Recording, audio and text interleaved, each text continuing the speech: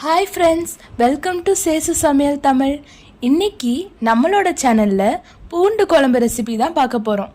இது ரொம்பவே ஹெல்தியான ரெசிபி. இதை நம்ம சூடான சாதத்தில் ஊற்றி சாப்பிட்டோன்னா அவ்வளோ டேஸ்ட்டாக இருக்கும். வாங்க இப்போ நம்ம எப்படி செய்கிறதுன்னு பார்க்கலாம். அதுக்கு ஒரு கடாயில் கொஞ்சமாக நல்லெண்ணெய் சேர்த்துக்கலாம். இதில் 6 பெரிய சைஸ் பூண்டை நல்லா தோல் உரித்து கட் பண்ணி சேர்த்துக்கலாம்.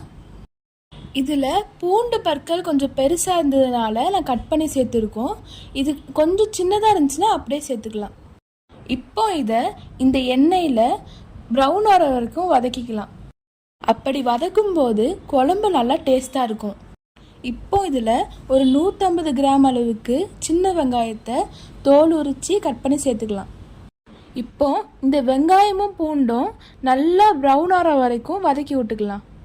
வெங்காயமும் பூண்டும் நல்லா வதங்கினதும் 2 தக்காளியை நல்லா பொடியாக நறுக்கி சேர்த்துக்கலாம். இது கூட தக்காளியும் சேர்த்து வதக்கி விட்டுக்கலாம். இப்போ இதில் கொஞ்சமாக உப்பு சேர்த்துக்கலாம். உப்பு சேர்த்து வதக்கும் போது தக்காளி சீக்கிரமாக மசிஞ்சு வரும். இப்போ இதில் 1 டீஸ்பூன் அளவுக்கு சில்லி பவுடர், 1/4 டீஸ்பூன் அளவுக்கு மஞ்சள் தூள் சேர்த்துட்டு வதக்கி விட்டுக்கலாம். இப்போ இதை ஒரு 2 நிமிஷம் மூடி வச்சு வேக வைக்கலாம். அப்படி பண்ணும்போது நல்லா எண்ணெய் பிரிஞ்சு வரும். அதுவும் குழம்புக்கு நல்ல கலரும் கொடுக்கும். இப்போ இதில் ஒரு எலுமிச்சைப்பழ அளவுக்கு புளியை நல்லா கரைச்சி சேர்த்துக்கலாம். அது கூட குழம்புக்கு தேவையான தண்ணியும் சேர்த்துக்கலாம். இதில் 2 டேபிள் ஸ்பூன் அளவுக்கு வீட்டு குழம்பு மிளகாய் தூள் சேர்த்துக்கலாம். சேர்த்து நல்லா மிக்ஸ் பண்ணி விட்டுட்டு ஒரு 10 நிமிஷம் அளவுக்கு தட்டை வச்சு மூடி கொதிக்க விடலாம். இப்போ ஒரு 10 மினிட்ஸ் ஆயிடுச்சு. இன்னும் கொஞ்சம் குழம்பு திக்காகணும். அதனால இன்னும் 5 மினிட்ஸ் கொதிக்க வைக்கலாம். இப்போ குழம்பு கொஞ்சம் திக்காக இருக்கு.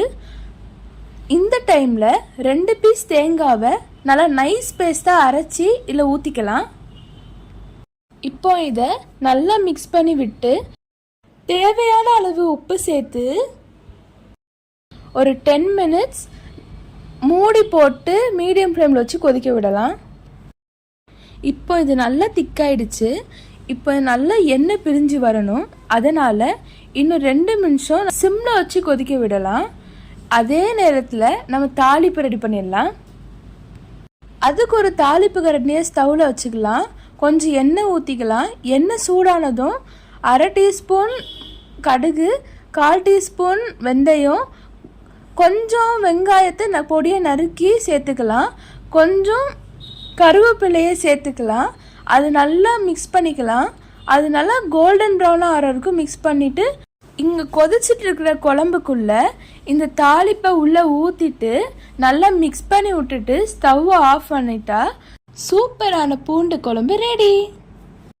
உங்களுக்கு இந்த ரெசிபி ரொம்ப பிடிச்சிருந்துச்சுன்னா மறக்காமல் இந்த வீடியோக்கு லைக் கொடுங்க. சேசு சமையல் தமிழ் சேனலுக்கு சப்ஸ்கிரைப் பண்ணி சப்போர்ட் பண்ணுங்கள். தேங்க்ஸ் ஃபார் வாட்சிங்.